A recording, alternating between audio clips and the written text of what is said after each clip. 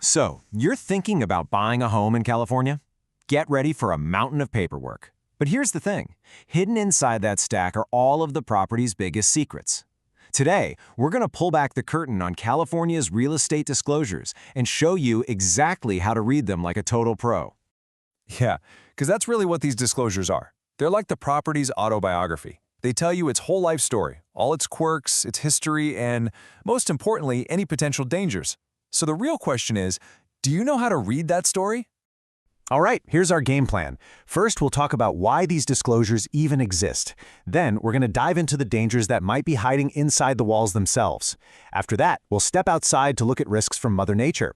Then we'll zoom out to the neighborhood. And finally, we'll put together your home buyer toolkit so you can use all this info to your advantage. Okay, let's start with a little mindset shift. It's easy to see disclosures as just more boring paperwork, but they're not. Think of them as your own personal legal shield, designed to protect you, the buyer. So, what exactly is a disclosure? Well, to put it simply, if a seller knows about a big issue that could affect the home's value, like a leaky roof or a cracked foundation, they absolutely have to tell you. This isn't just them being nice, it's the law. And you're going to want to pay close attention to this. The state of California actually provides this official guide. And believe me, we're going to see this pop up again and again. For a seller, just handing this to you can take care of a huge chunk of their legal responsibility. For you, it's basically the textbook for your entire home search. Okay, let's head inside the house for a minute. We're going to look at some potential risks that could literally be built into the structure itself. First up, and this is a big one, lead paint. The magic number you have got to burn into your brain is 1978. If a house was built before that year, a whole different set of federal laws kick in, and sellers have some very, very specific things they have to tell you. And the rules here are super specific. A seller can't just say, there might be lead paint. No way. They have to tell you about any known lead paint, give you any reports they have, and even get down to the details of where the paint is and what condition it's in. And that last part is so important because peeling paint can create hazardous dust, which is a massive health risk, especially for young kids. Next, let's talk energy efficiency. So the state has its own baseline rules for new houses, but what you really have to watch out for are the local city and county rules. Sometimes they have way stricter requirements for older homes and might even make the seller do energy-saving upgrades before they can even sell the place. So bottom line, always check the local ordinances. All right, let's step outside. Because in a state as geologically active as California, the land a house is built on is every bit as important as the house itself. Flooding is obviously a huge deal, and FEMA has these risk zone maps for the whole country. Now, looking at this chart, the one you really need to zero in on is that special flood zone area. If your dream house is in that zone, it's officially considered high risk. And trust me, that's not just a label, it comes with some pretty serious financial baggage. And here's why it matters so much. If you're in one of those high-risk zones, your lender is almost certainly going to require you to have separate flood insurance. We're talking about a significant, extra cost that you're going to have to factor into your budget month after month. And of course, this is California. We have to talk about earthquakes. The big law to know here is the Alquist-Priolo Act. It basically says that sellers have to tell you if the property is sitting in an officially mapped earthquake fault zone. And hey, look what's back, another pamphlet. Just like with the other hazards, there's an official homeowner's guide to earthquake safety.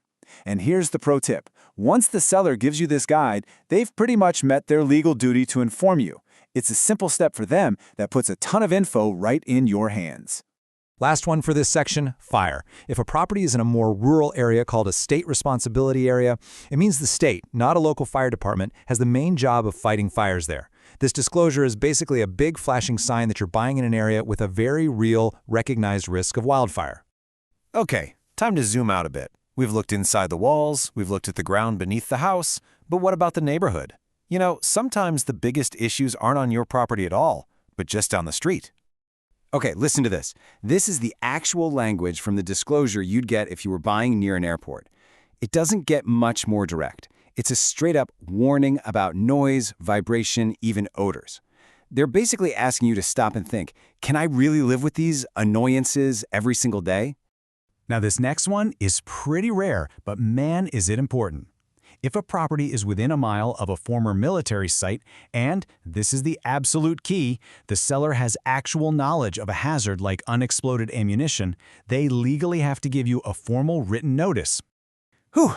Okay, we have covered a lot of scary-sounding hazards. So what do you do with all this information? Well, this final section is all about turning these facts into your practical home buyer toolkit so you can make a really smart decision. And here we are, full circle, back to what might be the single most powerful tool in this whole thing, the pamphlet. We saw it for earthquakes, but this general environmental hazards guide is the big one. For the seller, handing this over covers their bases on a whole list of issues, unless they actually know about a specific problem on the property.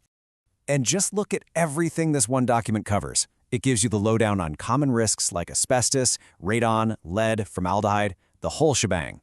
Seriously, think of it as your cheat sheet. It gives you the fundamental knowledge you need to go to your home inspector and ask much, much smarter questions. And this right here is probably the most important thing I want you to take away from all of this.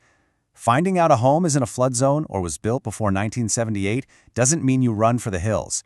It means you now have the power to investigate more, to budget for insurance, or maybe even to negotiate a better price. These are tools, people, not stop signs. So, I'll leave you with this. In real estate, knowledge really is power. By understanding what sellers are legally required to tell you, you are now ready to look right past the fresh paint and the fancy staging and find out the real story of the home you want to buy.